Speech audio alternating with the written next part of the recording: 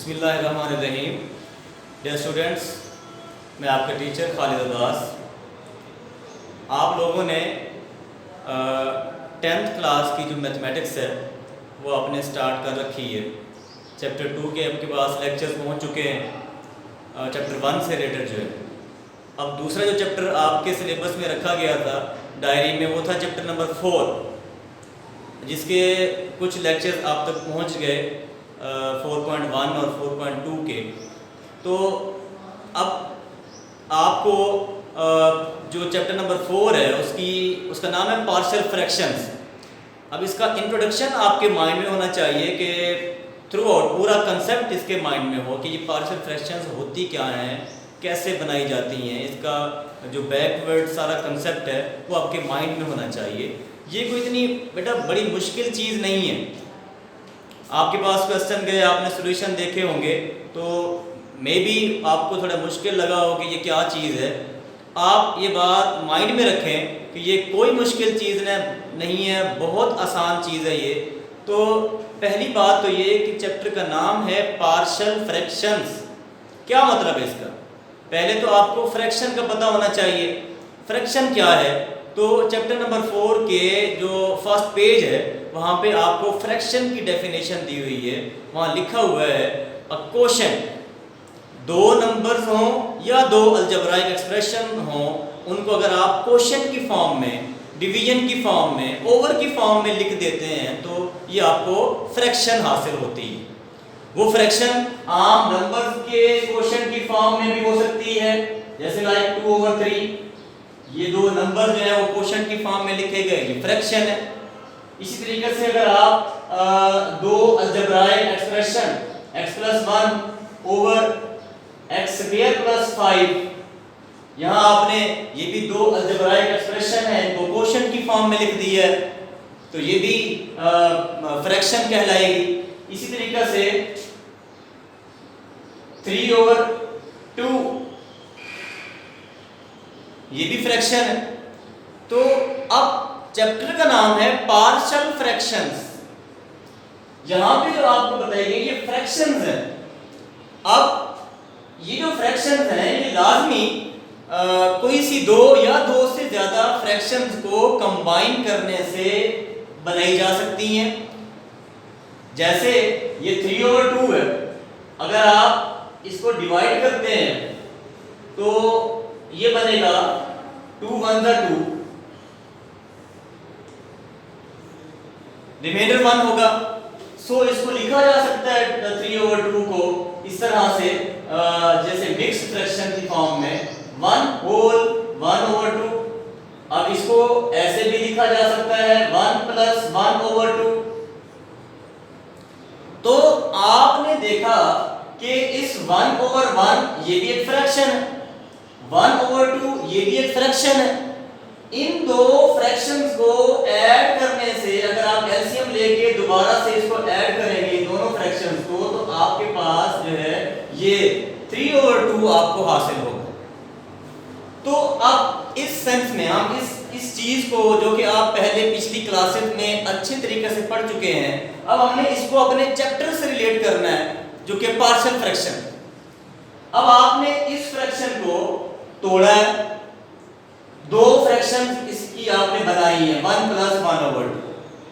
तो ये जो दोनों फ्रैक्शंस हैं, ये दो छोटी फ्रैक्शंस, ये दोनों फ्रैक्शंस इसकी पार्शियल फ्रैक्शंस कहलाएंगी। यानी यूं कहें सिंपल लैंग्वेज में कि ये जो दो फ्रैक्शंस हैं ये इसके अज्जा हैं, इसके कंपोनेंट्स हैं। ये दो छोटी जुज़वी फ्रैक्शंस हैं जिनको ऐड करने से दोबारा ये फ्रैक्शन बन जाएगी। तो ये फ्रैक्शन इन दोनों की रिजल्टेंट फ्रैक्शन कहलाएगी, और जबकि ये दोनों इसकी पार्शियल फ्रैक्शन कहलाएंगे। ऐसे ही ये तो मैंने अभी एक एग्जांपल ली है, ऐसे कई फ्रैक्शंस हैं जिनको आप दो या दो से ज्यादा छोटी फ्रैक्शन में जो है वो डिवाइड कर सकते हैं। तो फिर जो छोटी फ्रैक्शन दो बने या दो से ज्यादा बने, उनको आप कहेंगे इस रिजल्टेंट फ्रैक्शन की पार्शियल फ्रैक्शन कहेंगे। तो ये तो आपको एक एग्जांपल दी गई है, एक मेथड दिया गया है बहुत छोटी क्लासेस का, जो आपने बहुत पहले पढ़ लिया था। अब अगर इस तरह से ये एक फ्रैक्शन है तो इसके अंदर चूंकि अलजेब्राइक एक्सप्रेशंस है ऊपर न्यूमरेटर में भी और डिनोमिनेटर में भी, तो ये भी एक फ्रैक्शन कहलाएगी। इसी तरह से मैं यहाँ पे एक फ्रैक्शन लिखता हूँ 2 ओवर x स्क्वायर माइनस 1, ये भी एक फ्रैक्शन है, लेकिन ये रैशनल एक्सप्रेशन कहलाएगी क्योंकि इसमें दो रैशनल एक्सप्रेशन यूज हो रहे हैं, क्वोशिएंट की फॉर्म में है, लिहाजा ये जो है अलजेब्राइक एक्सप्रेशन यूज हो रहे हैं, ये भी एक फ्रैक्शन है, इसको रैशनल फ्रैक्शन बोलेंगे। अब जैसे इसको 3/2 की हमने पार्शियल फ्रैक्शन ऐसे सिंपल तरीके से बना ली है, इसी तरह से इस फ्रैक्शन की भी पार्शियल फ्रैक्शंस बनाई जा सकती हैं। आम फ्रैक्शन की तो आपने पार्शियल फ्रैक्शन ऐसे डिवाइड करके बना ली, आपको हासिल हो गई, लेकिन इस तरह जो रैशनल फ्रैक्शन है इसकी पार्शियल फ्रैक्शन आपको कैसे मिलेंगी, कैसे आप इसकी पार्शियल फ्रैक्शन बनाएंगे, ये सिखाया गया है आपको इस चैप्टर के अंदर। आम फ्रैक्शन की आप इस तरह बना सकते हैं आम मेथड से, लेकिन इसकी जो पार्शियल फ्रैक्शन है ये कौन सी दो छोटी या दो से ज्यादा छोटी फ्रैक्शंस को ऐड करके ये बनाई गई होगी या बनी होगी, वो कौन सी होंगी, वो इसकी जो पार्शियल फ्रैक्शन होगी। जैसे 3/2 की 1 + 1/2 पार्शियल फ्रैक्शन बनाई है हमने, इसकी कौन सी होगी, कैसे बनेगी वो, इस तरह डिवाइड करने से वो नहीं बनेगी। उसके लिए जाहिर बात है आपको एक मेथड को फॉलो करना पड़ता है। मिसाल के तौर पे आपने 9th क्लास का चैप्टर 1 मैट्रिक्स पढ़ा, उसमें आपने मैट्रिक्स के दो तरह के इनवर्स पढ़े। एक इनवर्स था किसी का एडिटिव इनवर्स और दूसरा था मल्टीप्लिकेटिव इनवर्स। अब आपको ये अच्छी तरह से बताया गया था कि किसी मैट्रिक्स का एडिटिव इनवर्स कैसे बनाते हैं, सिंपली आप उस मैट्रिक्स का नेगेटिव मैट्रिक्स तैयार कर लें, वही उसका एडिटिव इनवर्स होगा। लेकिन जब किसी मैट्रिक्स का आप मल्टीप्लिकेटिव इनवर्स बनाते हैं, वो आम तरीके से ऐसे साइन वगैरह चेंज करने से हासिल नहीं होता। उसके लिए आपको एक मेथड को फॉलो करना पड़ता है, एक फार्मूला है कि जी आप उस मैट्रिक्स का इनवर्स लेना है तो आप उसका डिटरमिनेंट लें, जी उसका एडजॉइंट लें, फिर उनको डिवाइड करें डिटरमिनेंट पे। वो मेथड को फॉलो करने के बाद आप उसका मल्टीप्लिकेटिव इनवर्स बना सकते हैं। सेम इसी तरह एक आम फ्रैक्शन की तो आपने पार्शियल फ्रैक्शन ऐसे बना ली डिवाइड करके, हासिल हो गई आपको कि जी दो इसकी ये इसकी पार्शियल फ्रैक्शन है, जो उसके दो जुज़ई फ्रैक्शंस हैं, अज्जा हैं, उसके कंपोनेंट्स हैं। लेकिन एक रैशनल फ्रैक्शन की पार्शियल फ्रैक्शन बनाने के लिए आप इस तरह का मेथड काफी नहीं होता, उसके लिए एक प्रॉपर मेथड आपको इंट्रोड्यूस करवाया गया है और वो मेथड आपने एक्सरसाइज 4.1 में पढ़ा है। क्या पढ़ा था आपने वहां पे कि जी जब आप किसी रैशनल फ्रैक्शन की पार्शियल फ्रैक्शन ऑब्टेन करने जा रहे होते हैं, यानी उस फ्रैक्शन को जो कि रिजल्टेंट फ्रैक्शन है उसकी पार्शियल फ्रैक्शन में उसको रिजॉल्व करने जा रहे होते हैं, तो उसका क्या मेथड होता है, उसके लिए कुछ शराइत है। किसी भी रिजल्टेंट फ्रैक्शन को उसकी पार्शियल फ्रैक्शन में रिजॉल्व करने के लिए जो मेथड लगाया जाता है, मेथड लगाने से पहले चंद एक शराइत है, एक दो डेफिनेशन है जो आपके माइंड में होनी चाहिए। क्या डेफिनेशन है वो, क्या कंडीशंस हैं, वो आपको मैं बता देता हूं। फर्ज किया आपने ये कोई रिजल्टेंट फ्रैक्शन है और इसकी लाजमी एक, दो या दो से ज्यादा पार्शियल फ्रैक्शन होंगी जिनको हमने हासिल करना है, डिराइव करना है, बनाना है। तो हम समझते हैं जी इसको हमने रिजॉल्व करना है इसकी पार्शियल फ्रैक्शन में, इसकी पार्शियल फ्रैक्शन हासिल करना चाहते हैं, जैसे इसकी हमने ये बनाई, तो उसके लिए आपको दो डेफिनेशन का पता होना चाहिए कि जो फ्रैक्शंस होती हैं रैशनल फ्रैक्शंस वो दो तरह की होती हैं। Number 1 proper fraction, number 2 improper fraction. अब इसका कंसेप्ट भी कोई बहुत ज्यादा मुश्किल नहीं है। जैसे आपको दो फ्रैक्शन मिली, एक 1/2 है और एक 3/2।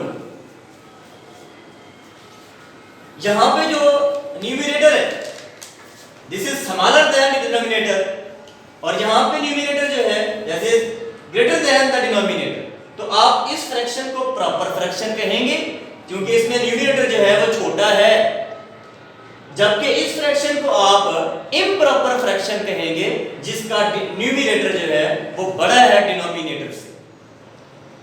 यही कंसेप्ट थोड़ा सा स्टेप अप है वो यहां भूल होता है कि रैशनल फ्रैक्शन प्रॉपर कब होती है वो आपने देखनी हो, क्योंकि रैशनल फ्रैक्शन में दो पॉलिनोमियल्स होती हैं, दो रैशनल फ्रैक्शन होते हैं।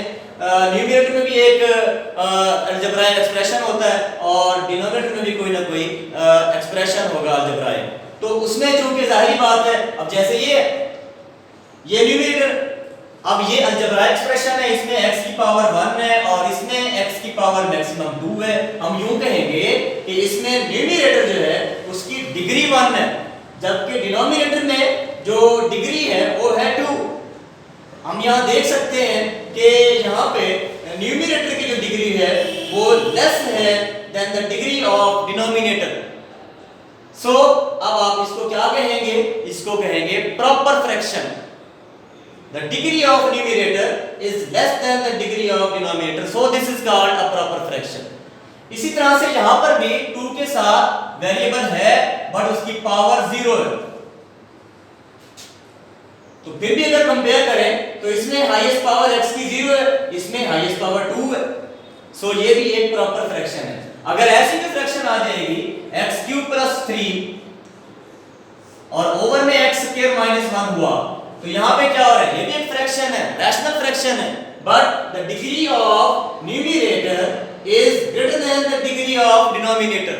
So this fraction, this rational fraction is called improper fraction.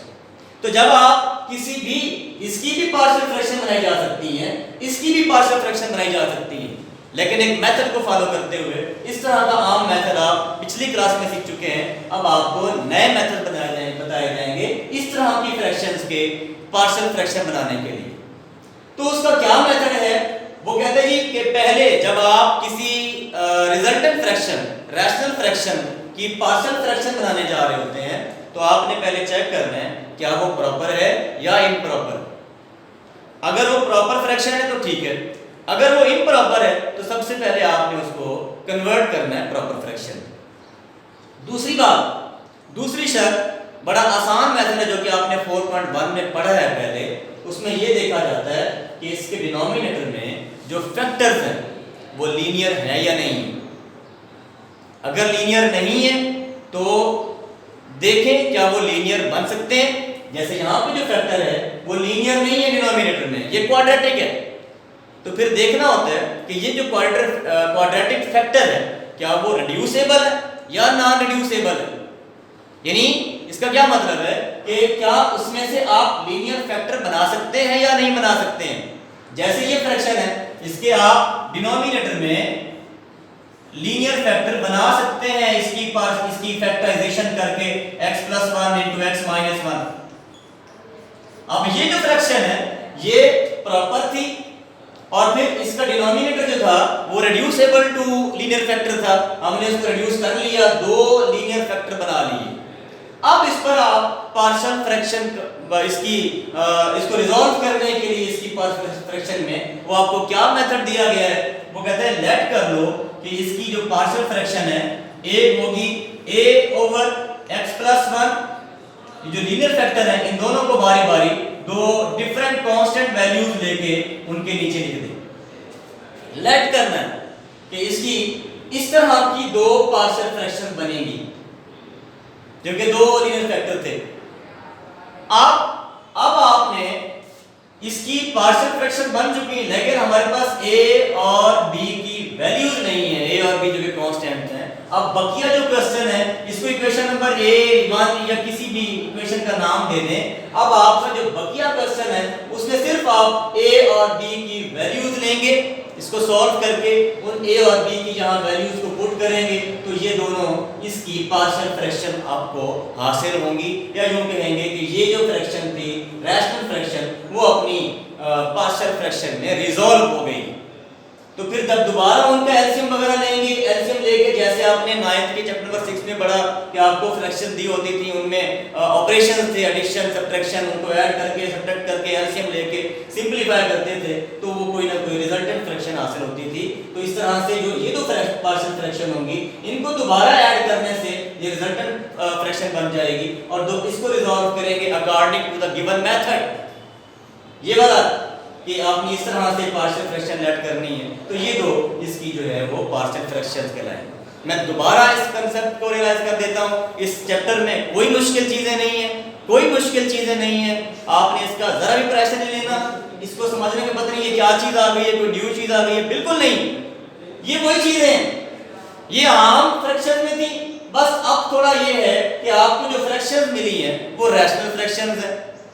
बस थोड़ा स्टेप आप इस तरह से होंगे कि किसी पार्शियल फ्रैक्शन रिजल्टेंट फ्रैक्शन में जो फैक्टर्स हैं वो लीनियर होंगे, कहीं पे लीनियर नहीं होंगे, बन सकते होंगे लीनियर, कहीं पे लीनियर नहीं बन सकते, वो नॉन रिड्यूसिबल होंगे, कुछ रिपीटिंग होंगे, इस तरह आगे बढ़ना है। पर इसकी बुनियाद में जो कॉन्सेप्ट है वो यही है कि एक फ्रैक्शन को दो या दो से ज्यादा छोटी फ्रैक्शन में डिवाइड कैसे करते हैं, कौन कौन सी ऐसी दो या दो से ज्यादा छोटी छोटी फ्रैक्शंस हैं जिनको ऐड या सब्ट्रैक्ट करने से ये फ्रैक्शन हासिल होती है।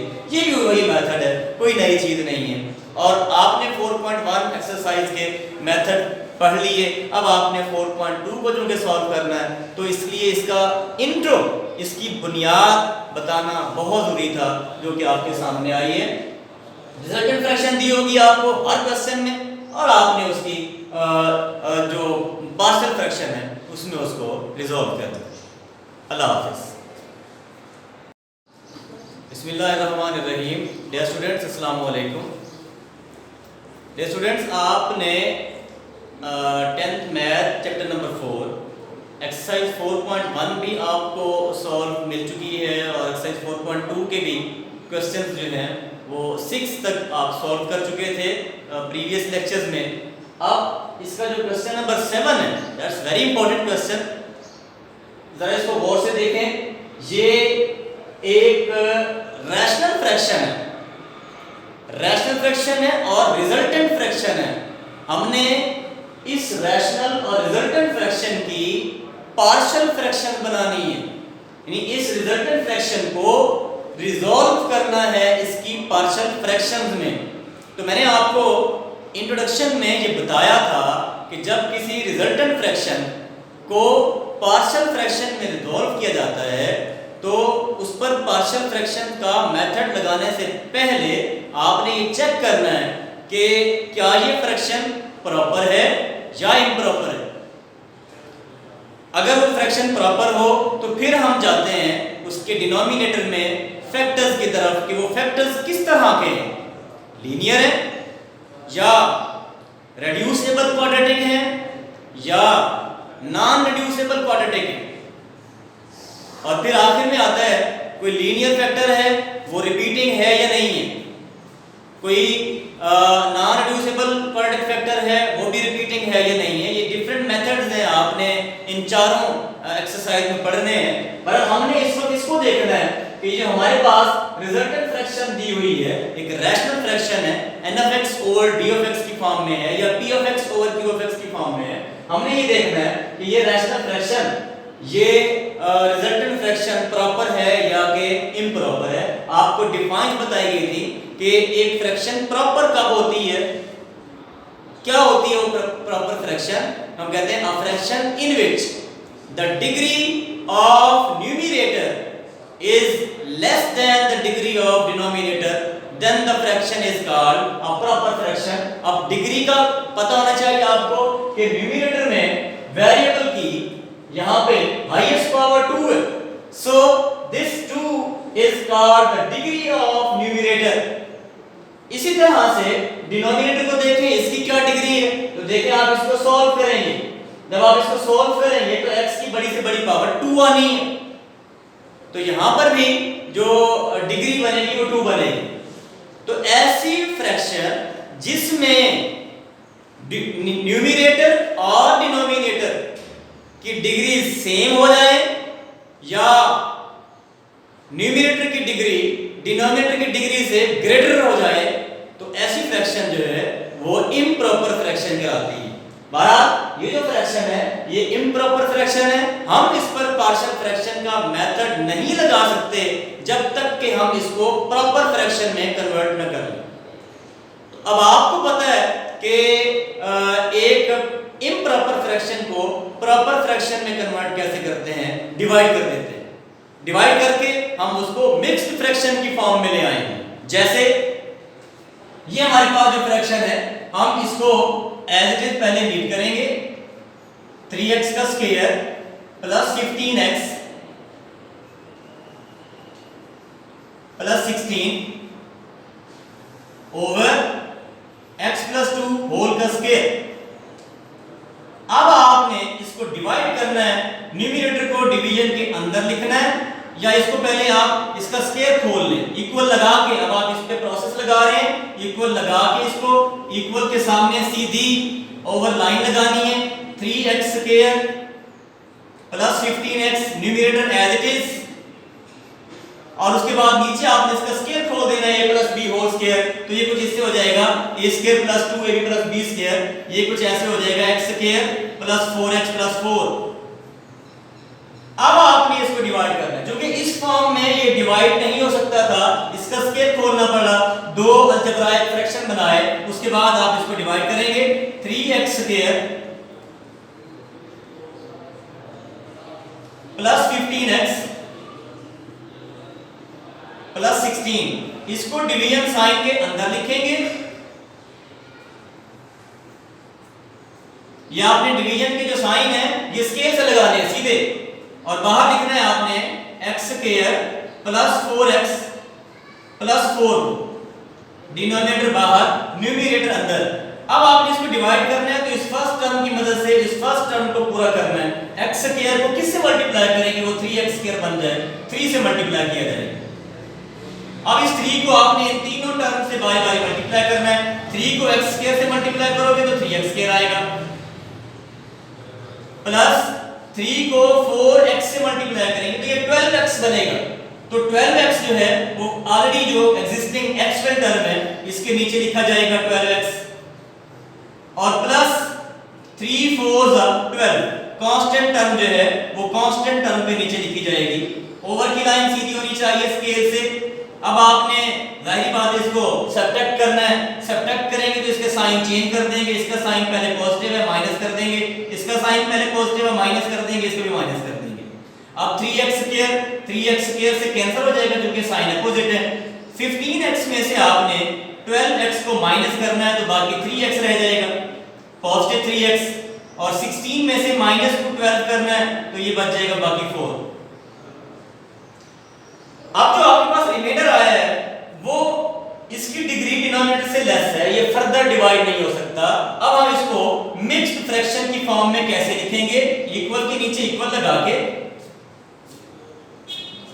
अपना क्वोशिएंट पहले लिखेंगे आप 3 प्लस रिमाइंडर ऊपर 3x प्लस 4 ओवर डिनोमिनेटर, ये जो आपका डिवाइजर है x square plus 4x plus 4। अब आपकी ये जो फ्रैक्शन है ये रैशनल फ्रैक्शन, ये अब अपनी इन दो फ्रैक्शंस के सम की फॉर्म में आ चुकी है। अब इसका ये वाला जो हिस्सा 3 है ये एक इसकी पार्शियल फ्रैक्शन है, ये समझ लो एक फ्रैक्शन आप इसकी आगे पार्शियल फ्रैक्शन, दूसरी ये फ्रैक्शन है। अब जरा इसको गौर से देखेंगे तो यहां क्या हो रहा है इस फ्रैक्शन में, इसमें न्यूमरेटर की डिग्री जो है वो 1 है जबकि डिनोमिनेटर की डिग्री जो है वो 2 है। तो ये एक ऐसी फ्रैक्शन है जिसमें न्यूमरेटर की जो डिग्री है that is less than the degree of denominator, so this is a proper fraction. इसमें से ये जो इम्प्रॉपर फ्रैक्शन थी इसमें से आपने ये एक प्रॉपर फ्रैक्शन डिराइव की है, ये इसी की पार्शियल फ्रैक्शन है, एक बन चुकी है। जो बकिया इसकी पार्शियल फ्रैक्शन है वो इस प्रॉपर फ्रैक्शन को आगे लेके हम चलेंगे। तो इसमें से आपने इसकी बकिया प्रॉपर पार्शियल फ्रैक्शन जो है वो डिराइव करनी है। आप इस इक्वेशन को, ये फ्रैक्शन इसके इक्वल आ गई, एक पार्शियल फ्रैक्शन इसकी बन चुकी 3, ये फाइनल है। बकिया जो पार्शियल फ्रैक्शन है इससे लेके बनेंगे, इसको लेके आगे चलेंगे। तो लिहाजा अभी इसको यहीं पे ही इक्वेशन नंबर ए का नाम दे देते हैं कि ये मेन इक्वेशन है जहां से हमारे पास इस असल फ्रैक्शन की पार्शियल फ्रैक्शन मिलनी। अब इस इक्वेशन में से आपने सिर्फ इतना सा पोर्शन, इतनी सी फ्रैक्शन जो कि प्रॉपर है, इसको लेट कर लेते हैं और बाद में इसकी पार्शियल फ्रैक्शन बना लेने के बाद इसकी जो पार्शियल फ्रैक्शन होगी वो यहाँ इक्वेशन ए में आप इसकी जगह लिखेंगे और उसके साथ ये भी मिल जाएगी, तो असल क्वेश्चन की आपको पार्शियल फ्रैक्शन मिल जाएगी।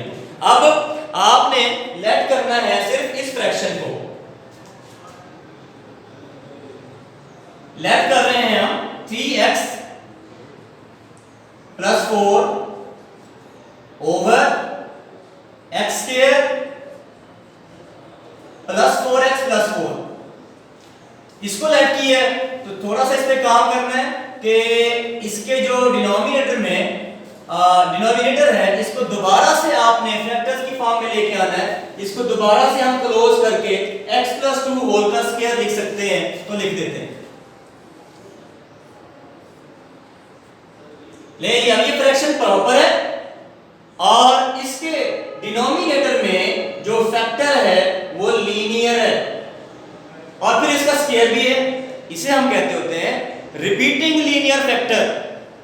तो जब किसी प्रॉपर फ्रैक्शन में के डिनोमिनेटर में लीनियर फैक्टर हो और वो रिपीटिंग हो तो फिर आप उसकी पार्शियल फ्रैक्शन लेट कैसे करते हैं? आप लेट करते हैं कि ये जो 3x + 4 ओवर x + 2 होल का स्क्वायर, इसकी पार्शियल फ्रैक्शन आर्जी तौर पे लेट करते हैं कि एक इसकी पार्शियल फ्रैक्शन क्या होगी, कांस्टेंट a सिलेक्ट की है और उसके नीचे आपने सिंगल फैक्टर लिखा है x + 2 और फिर प्लस b कांस्टेंट लेंगे। अब उसके नीचे आपने x + 2 होल का स्क्वायर ले लेना। रिपीटिंग जो फैक्टर होता है उसकी पार्शियल फ्रैक्शन जो है वो लेट करने के लिए ये मेथड है। अगर यहाँ पे x + 2 की पावर 4 होती तो फिर हम उसकी पार्शियल फ्रैक्शन कैसे लेट करते? a के नीचे x + 2 सिंगल आता, b के नीचे x + 2 होल का स्क्वायर होता, c के नीचे x + 2 होल का क्यूब होता और फिर आखिर में d के नीचे हमने x + 2 होल की पावर 4 लेते। इसको आपने इंक्रीजिंग ऑर्डर में लेना होता है। यहाँ चूंकि 2 पावर की हाईएस्ट लिहाजा एक दफा इसकी 1 पावर ले ली होल की, एक दफा पावर 2 ले ली। अब इस इक्वेशन को आपने इक्वेशन नंबर 1 का नाम दे देना है। अब आप जैसे 4.1 एक्सरसाइज में क्वेश्चंस को सॉल्व कर चुके हैं कि एक प्रॉपर फ्रैक्शन हो तो उसकी पार्शियल फ्रैक्शन लेट करने के बाद आगे a और b की वैल्यूज के लिए इस क्वेश्चन को फर्दर सॉल्व किया जाएगा। अब उसका क्या तरीका होगा? अब आपने a और b की वैल्यू लेने के लिए अब आपने देखना है कि डिनोमिनेटर में इसका एलसीएम क्या बन रहा है। एलसीएम बनेगा x + 2 होल का स्क्वायर, तो आपने लिखना है मल्टीप्लाइंग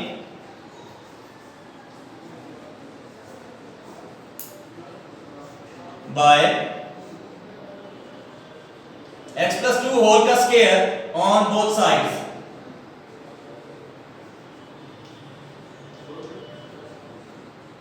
तो पूरी इक्वेशन को आपने x + 2 होल स्क्वायर से मल्टीप्लाई करना है। पहले x + 2 होल स्क्वायर से मल्टीप्लाई होगी लेफ्ट हैंड साइड 3x + 4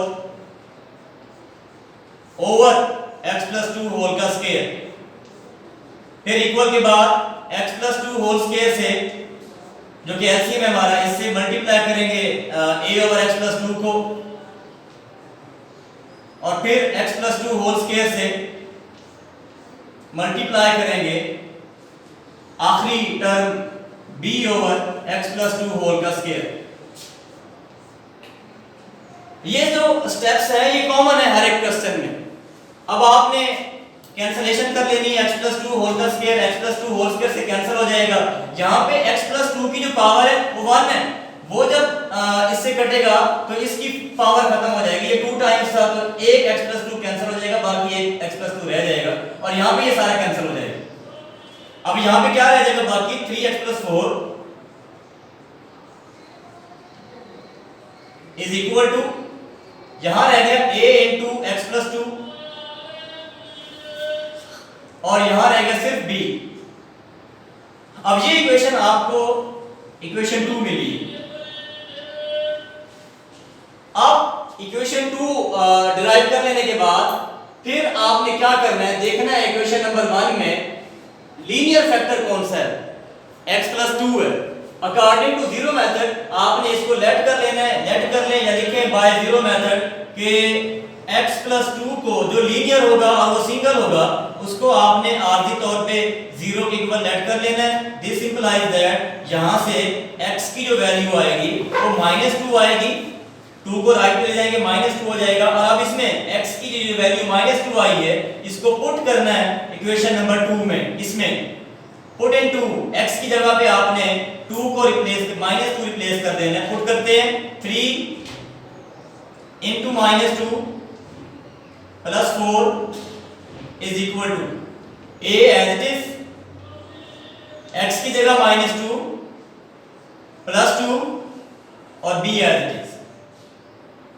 3 -2 से मल्टीप्लाई होगा तो -6 आएगा, plus 4 is equal to a into 2 -2 से कैंसिल 0 बचेगा और plus b as it is।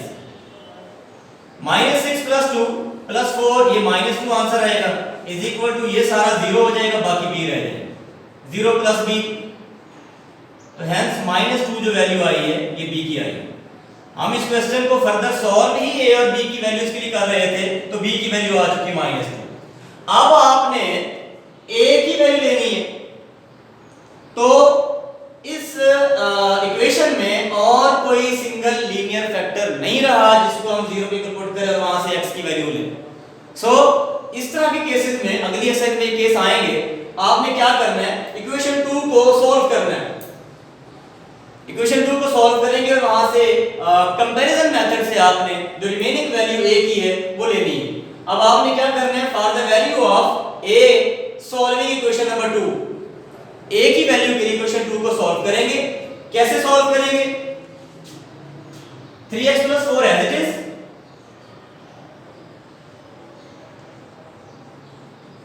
Is equal to, यहां पे a को आपने अंदर ब्रैकेट में मल्टीप्लाई करना है, क्या हो जाएगा ax + 2a, ax + 2a and plus b as it is।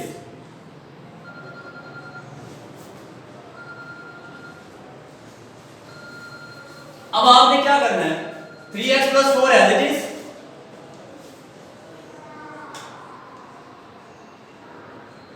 ax भी एज इट इज। अब आपके पास ये जो दो टर्म्स हैं जिनके साथ कोई x नहीं है, कोई x² नहीं है, ये कांस्टेंट टर्म मानी जाएंगी। इनको आपने 2a + b as it is लिख देना है ब्रैकेट में डाल के, ये हमारी कांस्टेंट टर्म है। अब हमने इक्वेशन की दोनों जानिब देखना है, यहां पर भी दो टर्म आ रही है और यहां पर भी दो टर्म्स आ रही है। इस टर्म में एक टर्म x वाली है और एक कांस्टेंट है, यहां पर भी एक टर्म x वाली है और एक कांस्टेंट है। तो दोनों जानिब इक्वल के हम जब कंपेयर करेंगे तो हम लिखेंगे by comparing the coefficients,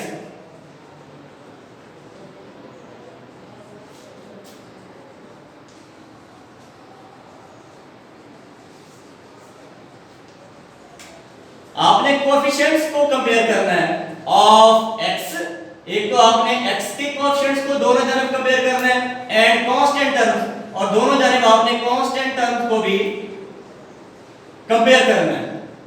तो जब ये दोनों साइड्स इक्वल है तो इट मींस x का यहां वाला कोएफिशिएंट a और यहां वाला x का कोएफिशिएंट 3 ये इक्वल होंगे। अगर दरमियान में ये दोनों साइड इक्वल है तो इसका मतलब है a जो है वो 3 के इक्वल होगा एंड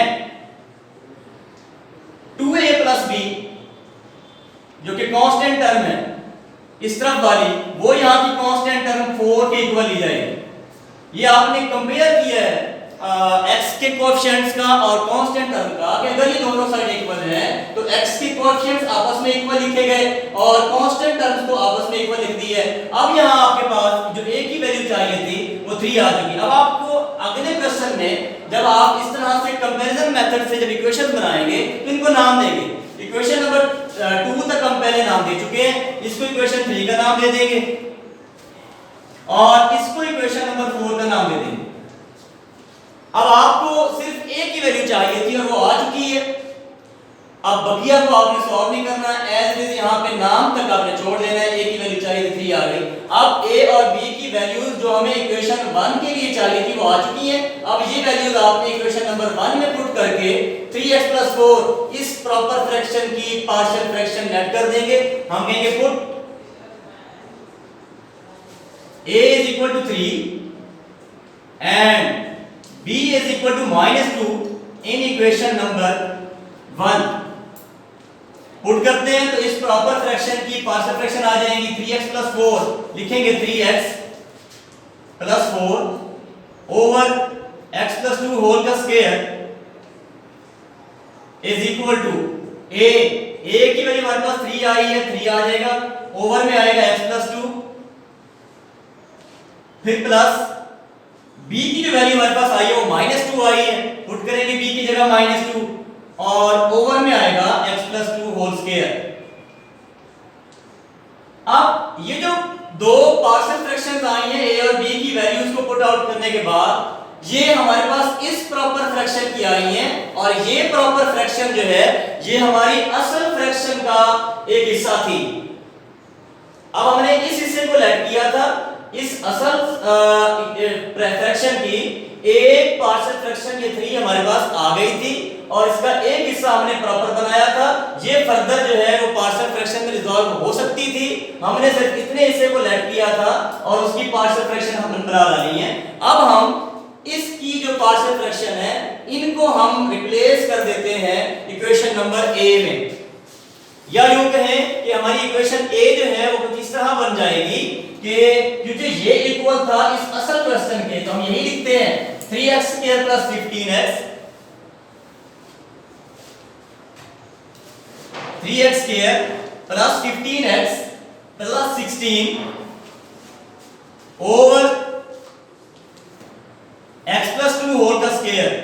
ये हमारे पास जो फ्रैक्शन है ये आई थी डिवाइड करने के बाद इस फॉर्म में, जिसकी ये 3 एक पार्शियल फ्रैक्शन ऑलरेडी बन चुकी थी, इसको हम पार्शियल फ्रैक्शन मानेंगे, first partial fraction of this rational fraction. और उसके बाद प्लस के बाद आपके पास जो ये हिस्सा था ये फर्दर रिजॉल्व हो सकता था, हमने उस पे मेथड लगाया है, रिजॉल्व किया है और इसकी जो पार्शियल फ्रैक्शन आई है जो हमने लेट की थी और एक नीचे x + 2 होल का स्क्वायर आया था, इसकी जो पार्शियल फ्रैक्शन आई है वो अभी ये दो आई हैं। तो फिर इसकी जगह आपने इसकी ये दोनों पार्शियल फ्रैक्शन रिप्लेस कर देनी है। यह आएगा 3 over x + 2 plus -2 over x + 2 whole का स्क्वायर। अब बस अब आपने अगले स्टेप में इस माइनस को इस प्लस से मल्टीप्लाई कर देना है, तो इसकी जो पार्शियल फ्रैक्शन है फाइनली आपके पास मिल जाएगी 3x का square plus 15x plus 16 over x + 2 whole का square is equal to 3 plus 3 over x + 2, ये फर्स्ट पार्शियल फ्रैक्शन, ये second, plus minus minus 2 over x + 2 whole का स्क्वायर। ये जो 3 है ये तीनों इसकी पार्शियल फ्रैक्शंस कहलाएंगी। हेंस आपने एक इम्प्रॉपर फ्रैक्शन की पार्शियल फ्रैक्शन बनाई है। कैसे? सबसे पहले आपने उस इम्प्रॉपर फ्रैक्शन को जिसमें degree of numerator was equal to the degree of denominator, so this was an improper fraction, divide करके उसको प्रॉपर में कन्वर्ट किया, 3 एक पार्शियल फ्रैक्शन, इसको फाइनल माना, इस हिस्से को दोबारा लेट किया आगे, ये रिजॉल्व हो सकता था, पार्शियल फ्रैक्शन का मेथड लगाया। कौन सा मेथड लगाया यहाँ पे? क्योंकि यहाँ पे डिनोमिनेटर में फैक्टर लीनियर था और रिपीटिंग था, सो उस मेथड को आगे लेके चले, उसको इस तरह से पार्शियल फ्रैक्शन लेट की, उसके बाद a और b की वैल्यूज को फाइंड करने के बाद कोएफिशिएंट्स के कंपेयर वाला मेथड लगाया है, a b की वैल्यूज लेके इक्वेशन नंबर 1 में पुट की हैं। ये दोनों इसकी पार्शियल फ्रैक्शन थी और ये फ्रैक्शन थी असल क्वेश्चन की, तो उनकी फ्रैक्शन को रिप्लेस किया और फाइनली हमारे पास 3 पार्शियल फ्रैक्शन जो है वो हमें हासिल हुई हैं। बकिया जो पार्ट्स हैं इसके आपको होमवर्क में दी जा चुके हैं पहले से ही, और प्रॉपर फ्रैक्शन थी वो, उनके सॉल्यूशन आपको मिल चुके हैं। उम्मीद है आपने इन क्वेश्चन को रीड करना है, बार बार प्रैक्टिस करनी है। ये बात आप गौर से सुन लें कि ये जो चैप्टर नंबर 4 है इसका तकरीबन 80% जो पार्ट है वो क्वेश्चन का सोल्यूशन है वो सेम होता है। इस तरह से ये मेथड लेट करना, पार्शियल फ्रैक्शन, कंपैरिजन वाला मेथड और इस तरह से। बाकी आगे बस 10 to 20% जो है वो वेरिएशंस आती हैं क्योंकि फ्रैक्शंस चेंज होती हैं, कुछ जिनमें डिनोमिनेटर के फैक्टर लीनियर हैं, रिड्यूसेबल हैं, नॉन रिड्यूसेबल हैं वगैरह वगैरह। अब आपने इन क्वेश्चन की मैक्सिमम टाइम प्रैक्टिस करनी है। बोर्ड पॉइंट ऑफ व्यू के लिहाज से ये क्वेश्चन लॉन्ग में आते हैं, 4 नंबर का होता है। कोशिश कीजिएगा अगर आप इसको पहली बार अच्छे तरीके से प्रैक्टिस कर लेते हैं, इसको समझ लेते हैं, तो आपको कभी इस चैप्टर से मुताल्लिक कभी कोई परेशानी नहीं होती। अल्लाह हाफ़िज़।